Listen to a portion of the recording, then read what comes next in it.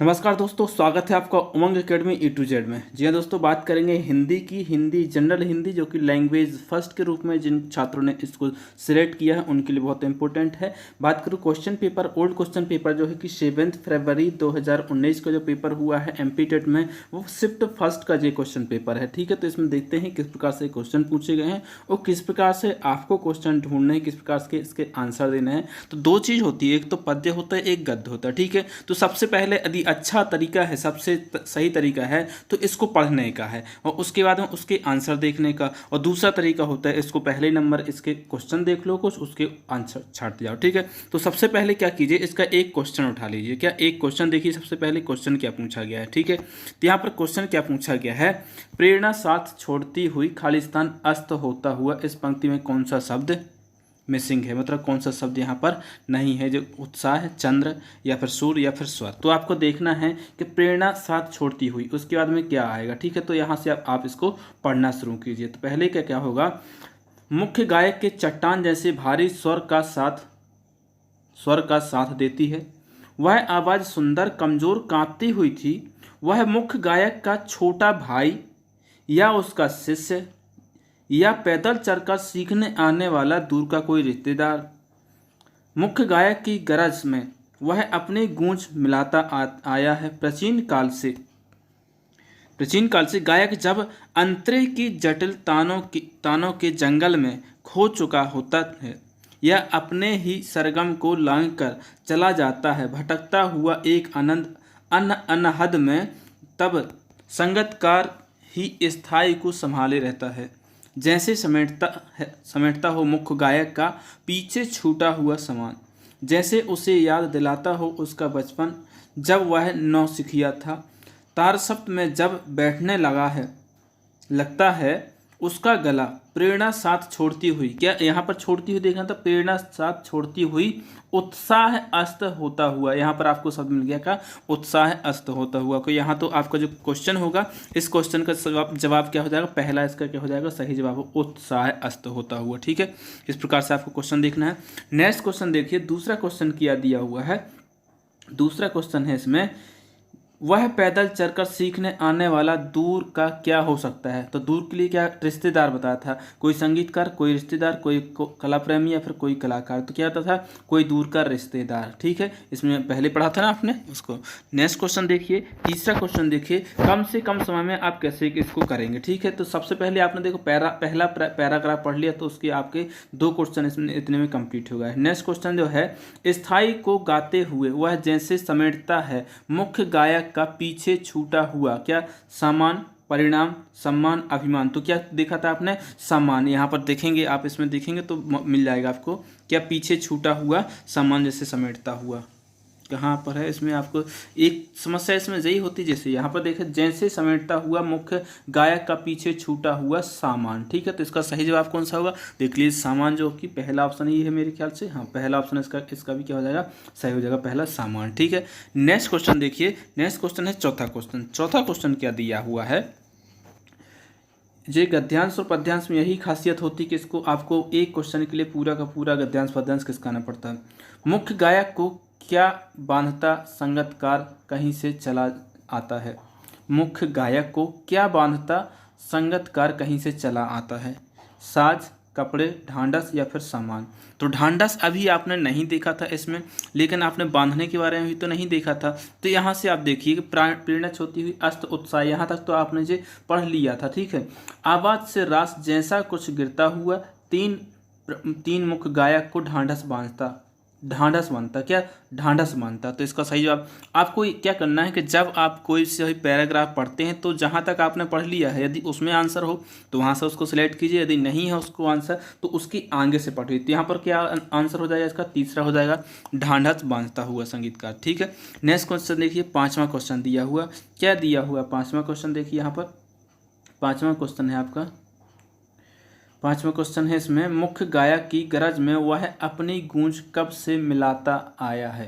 प्राचीन काल से, मध्यकाल से, आधुनिक काल से या फिर समारोह की शुरुआत से। तो आपने स्पष्ट देखा होगा कब से मिलाता आया है। देख लीजिए इसको एक बार फिर से पढ़ के देख लीजिए, कब से मिलाता आया है, प्राचीन काल से मिलाता आया, सबसे पहले ही आपको मिल जाएगा, सबसे पहले ही मिल जाएगा। कैसे, मुख्य गायक की चट्टान जैसी भारी स्वर के साथ देती वह आवाज़ सुंदर कमजोर कांपती हुई थी। वह मुख्य गायक का छोटा भाई या उसका शिष्य या पैदल चलकर आने वाला कोई रिश्तेदार मुख्य गायक की गरज में वह अपनी गूंज मिलाता आया है प्राचीन काल से। कहाँ से? प्राचीन काल से। तो इसका सही जवाब हो जाएगा कौन सा? प्राचीन काल से, जो कि आपका ऑप्शन दिया हुआ है कौन सा? पहला ऑप्शन इसका क्या हो जाएगा? सही हो जाएगा, प्राचीन काल से इसका सही हो जाएगा। नेक्स्ट क्वेश्चन देखिए, नेक्स्ट क्वेश्चन किस प्रकार से पूछा गया है। छठवां क्वेश्चन देखिए, छठवां क्वेश्चन क्या है? छठवां क्वेश्चन भी है इसमें क्वेश्चन रहा क्वेश्चन, मुख्य गायक की कौन सी मुख्य गायक की कैसी आवाज़ के साथ संगतकार की आवाज़ दब जाती है? मधुर, लयपूर्ण, पंचम या फिर चट्टान जैसी भारी। तो सबसे पहले ही देखा था आपने, यदि आपको देखो ऊपर जाने में थोड़ा सा समय लगता तो पहला यदि पैराग्राफ देखकर तो इसके नीचे चले जाइए, चट्टान जैसी भारी मिल जाएगा आपको, इसमें मिल जाएगा, इतने में ही मिल जाएगा। क्या है? मुख्य गायक के चट्टान जैसी भारी स्वर का साथ देती, मुख्य गायक की चट्टान जैसे भारी स्वर का साथ देती। तो इसका जो सही जवाब होगा छठवें का कौन सा हो जाएगा? छठवें का जो है चौथा ऑप्शन इसका सही हो जाएगा, चट्टान जैसी भारी आवाज़। नेक्स्ट क्वेश्चन देखिए, सातवां क्वेश्चन क्या दिया हुआ है? सातवां क्वेश्चन देखिए, सातवें क्वेश्चन में दिया हुआ है संगतकार के माध्यम से कवि किस प्रकार के व्यक्तियों की ओर संकेत कर रहा है? संगतकार के माध्यम से कवि किस प्रकार के व्यक्तियों की ओर संकेत कर रहा है? साथ गाने वालों की ओर, या फिर नेपथ्य में रहकर परिश्रम करने वालों की ओर, मंच संचालन की ओर, या फिर बजाने वालों की ओर। तो संगतकार जो होते हैं वो क्या होते हैं? नेपथ्य में रहकर परिश्रम करने वालों की ओर संकेत करता है इस कविता के माध्यम से, पद्यांश के माध्यम से। यहाँ पर क्या है? साथ गाने वालों की ओर नहीं है, ठीक है, इसको याद रखिए क्योंकि इस प्रकार से जिसमें डाउट होगा। तो यही जो होता है पद्यांश में, एक कुछ ऐसे क्वेश्चन होते हैं जो कि आपको उसमें शब्द मिलते नहीं, वो आपको अपने लॉजिक से और जो जीवन होता है, जिंदगी होती है, इससे रिलेटेड आपको जोड़ने होते हैं, ठीक है। नेक्स्ट क्वेश्चन देखिए, क्या है क्वेश्चन? गायक अपने ही सरगम, क्या है? गायक अपने ही सरगम को लांघकर भटकता हुआ कहाँ चला जाता है? एक अनहद में, सुर में अलग, मंच के बाहर, या फिर धुन से अलग। तो क्या है सबसे पहला ऑप्शन इसमें देखिए, एक अनहद में चला जाता है। यहाँ पर सबसे पहले ही आपको मिल जाएगा ऑप्शन कि अनहद में चला जाता है। फिर यहाँ पर मिलेगा आपको कहाँ पर? अनहद में चला, लांघकर अनहद में, जो यहाँ पर दिया हुआ, या अपने ही सरगम को लांघकर चला जाता है भटकता हुआ एक अनहद में, ठीक है। तो अनहद में मिल जाएगा आपको, ठीक है। नेक्स्ट क्वेश्चन देखिए, नेक्स्ट क्वेश्चन कौन सा है?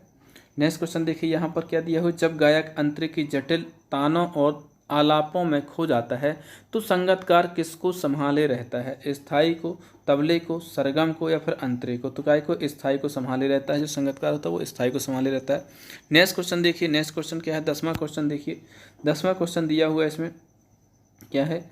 गायन के समय मुख्य गायक सुर में कौन अपना सुर मिलाता है? कौन मिलाता है अपना सुर? सारंगी वादक, वायलिन वादक, तबला वादक, या फिर संगतकार? तो अपना सुर कौन मिलाता है? संगतकार मिलाता है। इसमें आपने देखा है संगतकार मिला देता है। नेक्स्ट क्वेश्चन देखिए, 11वां क्वेश्चन देखिए, 11वां क्वेश्चन क्या दिया? आप लोग चाहें तो इसका जो वीडियो है, वीडियो पॉज कीजिए, इसके जो आपको जो भी आपका जो क्वेश्चन पेपर है, जो भी पद्यांश दिया हो, एक बार अच्छे से उसको पढ़िए, इसके बाद में फिर क्वेश्चन लगाइए। गायक किसकी जटिलता तानों में खो जाता है? गायक किसकी जटिल तानों में खो जाता है? अंत की, मुखड़े की, मलते की, या फिर अंतरे की? तो यहाँ पर आपको मिलेगा क्या है? लास्ट से देखिए, लास्ट के सेकंड लास्ट में आपको इसका देखिए, शुरुआत में तो आपने देखा है, यहाँ पर यहाँ पर देखिए, तार सप्त में जब बैठने लगता है उसका गला प्रेरणा साथ छोड़ती है, उत्साह से अस्त होता हुआ, आवाज़ से राख जैसी कुछ गिरता हुआ, तभी मुख्य गायक को ढांढस बांधता कहीं से चला आता है संगतकार का स्वर। कभी कभी वह यूँ ही दे देता है उसका साथ, यह बताने के लिए कि वह अकेला नहीं है, और यह कि फिर से गाया जा सकता है गाया जा चुका राग, और उसकी आवाज़ में जो भी एक चिन्ह साफ सुनाई देता है। और क्या दिया हो? साफ सुनाई देता है। अपने स्वर को ऊंचा उठाने की कोशिश, उससे विफलता नहीं, उसकी मनुष्यता समझा जाना चाहिए। उसकी विफलता नहीं, मनुष्यता समझा जाना चाहिए। क्या कि उसकी कोशिश, जो मतलब अपना स्वर को ऊंचा उठाता है, उसको विफलता नहीं समझाना चाहिए। क्या समझना चाहिए? उसकी मनुष्यता समझा जाना चाहिए। तो इसमें इसका आंसर आपको मिला क्या? नहीं मिला है। जटिलता को क्या है? जटिलता का आंसर नहीं मिला आपको कि जटिलता अंतरे। तो इसमें मुख्य रूप से और ऊपर देख सकते हैं आप, पहले वाले ही उसमें आपको मिला हो अंतरे। जे यहाँ पर क्या है? गायक जब अंतरे की जटिल तानों के जंगल में खो चुका होता। तो गायक जब अंतरे की जटिल तानों में, ठीक है। तो अंतरे इसका क्या हो जाएगा? सही हो जाएगा। नेक्स्ट क्वेश्चन, इसका जो है चौथा ऑप्शन सही हो जाएगा। नेक्स्ट क्वेश्चन देखिए 12वां क्वेश्चन क्या दिया। 12वां क्वेश्चन जो है, 12वां क्वेश्चन है यहाँ पर, कभी कभी वह यूं ही क्या बताने के लिए दे देता है उसका साथ। क्या बताने के लिए? कि वह भी ठीक गाता है, कि वह अकेला नहीं है, कि वह वादक है, कि वह सुरमय है। तो क्या बताने के लिए उसमें वो गा देता है साथ में? यह बताने के लिए कि वह अकेला नहीं है, इसलिए जो संगतकार होता है वो साथ में गा देता है कभी कभी, यूं ही बताने के लिए, ठीक है। नेक्स्ट क्वेश्चन देखिए। नेक्स्ट क्वेश्चन है 13वां क्वेश्चन। देखिए 13वां क्वेश्चन क्या दिया हुआ है। बहुत ही अच्छे तरीके से आपको इसको क्वेश्चंस को समझना है पहले, इसके बाद में इसको करना है। क्या क्वेश्चन? संगतकार मुख्य गायक को बचपन के अतिरिक्त और क्या याद दिलाता है? बे दिन जब वह नौसिखिया था, इनमें से कोई नहीं, जब बाजा बजाता था, जब वह खेलता था। तो गायक जो है उसको बचपन के अतिरिक्त उसको ये याद दिलाता है कि जब वो नौसिखिया था उस समय की भी याद दिलाता है। आपने इसमें पढ़ा था बीच में, ठीक है। नेक्स्ट क्वेश्चन देखते हैं क्या है क्वेश्चन। नेक्स्ट 14वां क्वेश्चन देखते हैं। 14वां क्वेश्चन देखिए। 14वां क्वेश्चन क्या है जी? 14वां क्वेश्चन रहा जी, अपने स्वर को ऊंचा न उठाने की जो कोशिश है उसे क्या नहीं समझना चाहिए? तो उसे विफलता नहीं समझना चाहिए। क्या नहीं समझना चाहिए? विफलता नहीं समझना चाहिए। उसका लड़कपन, उसका नौसिखियापन, उसका बाकपन या फिर उसकी विफलता। तो उसकी विफलता नहीं समझना चाहिए। क्या पूछा? नहीं समझना चाहिए। तो आपको यहाँ पर स्पष्ट लिखा देख रहा था ये वाला क्या है? यह अपने स्वर को ऊंचा न उठाने की जो कोशिश है उसे विफलता नहीं, उसकी मनुष्यता समझना चाहिए। मतलब मनुष्यता समझना चाहिए, लेकिन क्या नहीं समझना चाहिए पूछा है यहाँ पर, तो क्या है? विफलता नहीं समझना चाहिए।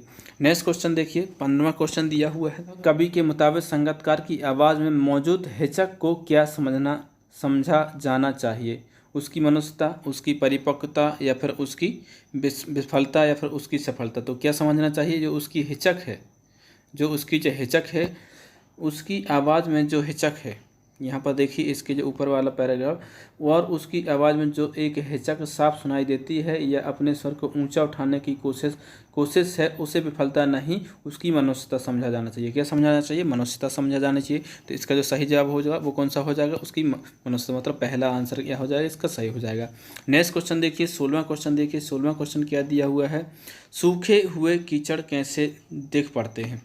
सूखे हुए कीचड़ कैसे दिख पड़ते हैं? जी यहाँ पर एक और आपका नया पद ध्यान से। तो सबसे पहले आप एक काम कीजिए, इसको आप पूरा पढ़ लीजिए। यदि आपको समय देना, अच्छे तरीके से आपको इसको करना है, बाद में समय आपको बन जाता है। जैसे आप इसको पढ़ते हैं अच्छे ध्यान से पढ़िए इसको, फिर बाद में इसका जो है आप पूरा उत्तर निकाल पाएंगे आसानी से, ठीक है। तो सबसे पहले आप इसको पढ़िए, ठीक है। इसके बाद इसके उत्तर देखिए क्या दिया हुआ है। जो आपका दिया हुआ गद्यांश, आज सुबह पूर्व में कुछ खास आकर्षण नहीं था। मतलब पूर्व में कुछ खास आकर्षण नहीं था। रंग की सारी शोभा उत्तर में जमी थी। रंग की सारी शोभा कहाँ पर? उत्तर में थी। उस दिशा में लाल रंग ने तो कमाल ही कर दिया था। कहाँ पर? उत्तर दिशा में, ठीक है। परंतु बहुत ही थोड़े से समय के लिए स्वयं पूर्व दिशा ही जहाँ पूरी रंगी ना गई हो वहाँ उत्तर दिशा करके भी कितने नखरे कर रही है। उत्तर दिशा क्या कर रही है? नखरे कर रही है। नखरे कर सकती है। देखते देखते वहाँ के बादल श्वेत पूनी जैसे हो गए। देखते देखते वहाँ के बादल कैसे हो गए? श्वेत पूनी जैसे हो गए।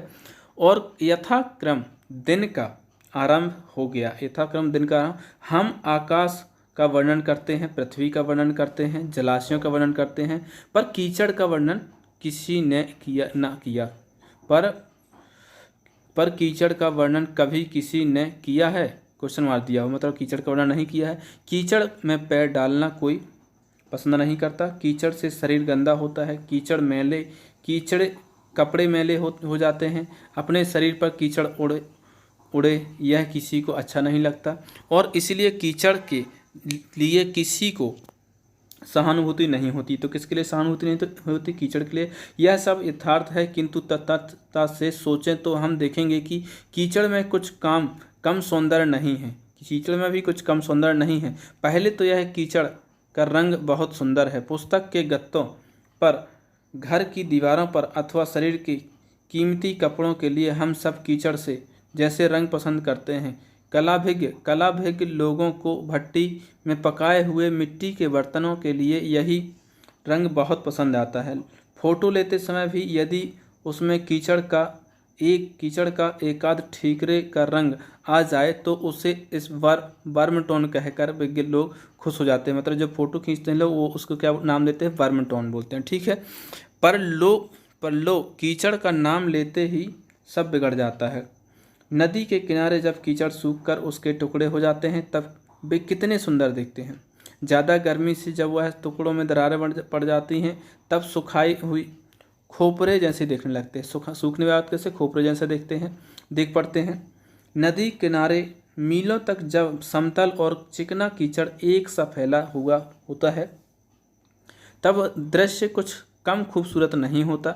इस कीचड़ का पृष्ठभाग कुछ सूख जाने पर उस पर बगुले और अन्य छोटे बड़े पक्षी चलते हैं। बगुला चलता है और अन्य छोटे बड़े पक्षी चलते हैं। तब 3 नाखून आगे और अंगूठा पीछे, याद रखिए 3 नाखून आगे और अंगूठा पीछे, उनके पदचिन्ह मध्य एशिया के रास्ते की तरह दूर दूर तक अंकित देखे जा सकते। कहाँ पर? मध्य एशिया के रास्ते की तरह दूर दूर तक अंकित देखे जा सकते। क्या? उनके पदचिन्ह 3 नाखून और 1 अंगूठे पीछे। ठीक है, याद रखिए। इसके बाद में क्या है? कुछ भाग इसी रास्ते अंकित देख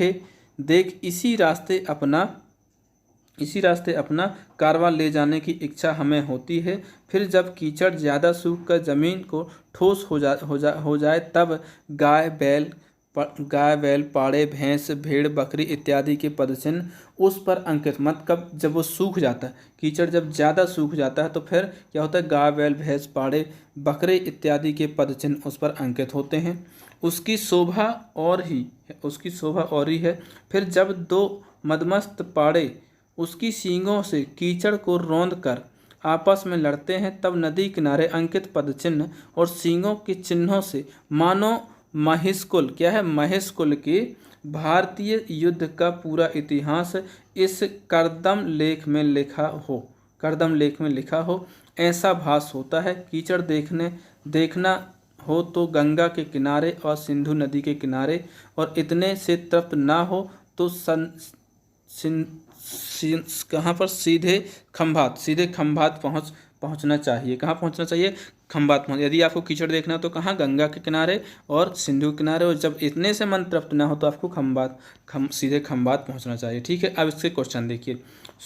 सूखे कीचड़ कैसे दिख पड़ते हैं? सोने के जैसे, खोपरे के जैसे, या फिर कोयले के जैसे, या फिर मिट्टी के जैसे? तो कैसे? खोपरे के जैसे दिखते हैं। आपने देखा पहली लाइन में है। ठीक है।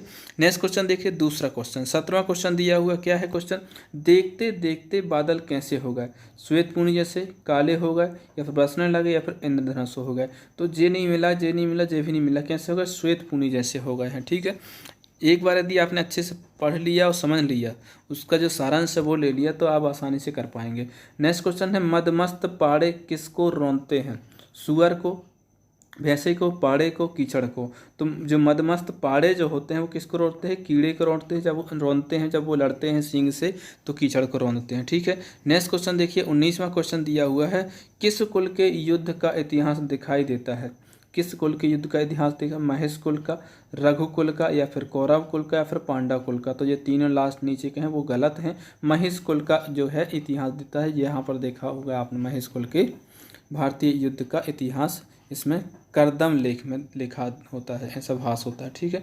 नेक्स्ट क्वेश्चन देखिए, 20वां क्वेश्चन दिया हुआ है, क्या दिया हुआ है? कलाभिज्ञ लोगों को भट्टी में पकाए हुए बर्तनों के लिए कौन सा रंग पसंद आता है? तो हल्का आसमानी लाल रंग, पीला रंग, कीचड़ का रंग। तो कलाभिज्ञ जो लोग होते हैं उनको किस प्रकार का? कीचड़ का रंग पसंद आता है। ठीक है। नेक्स्ट क्वेश्चन देखिए, नेक्स्ट क्वेश्चन 21 क्वेश्चन जो दिया है क्या है? कीचड़ देखना हो तो किन नदियों के किनारे पहुँचना चाहिए? यमुना और कावेरी, नर्मदा और गोदावरी, महानदी और सतलुज, गंगा और सिंधु? तो कहाँ पर पहुँचना चाहिए? गंगा और सिंधु, जो कि यहाँ पर दिया हुआ गंगा और सिंधु दिया हुआ। ठीक है। नेक्स्ट क्वेश्चन देखिए, 22 क्वेश्चन दिया हुआ है, क्या है क्वेश्चन? उत्तर दिशा क्या कर सकती है? रंग बदल सकती है, उपयुक्त सभी नखरे दिखा सकती है, फिर कीचड़ पैदा कर सकती है। तो क्या है, नखरे दिखा सकती है। क्या दिखा सकती है, नखरे दिखा सकती है। जैसे कि आपने पहले ही उसमें देखा था, वो क्या कर सकती है, नखरे। यहाँ पर देखिए इसमें ये दिख रहा है, उत्तर दिशा कर करके भी कितने नखरे कर सकती है। ठीक है, तो क्या कर सकती है, नखरे कर सकती है। और कुछ आपको मिला नहीं है उसमें।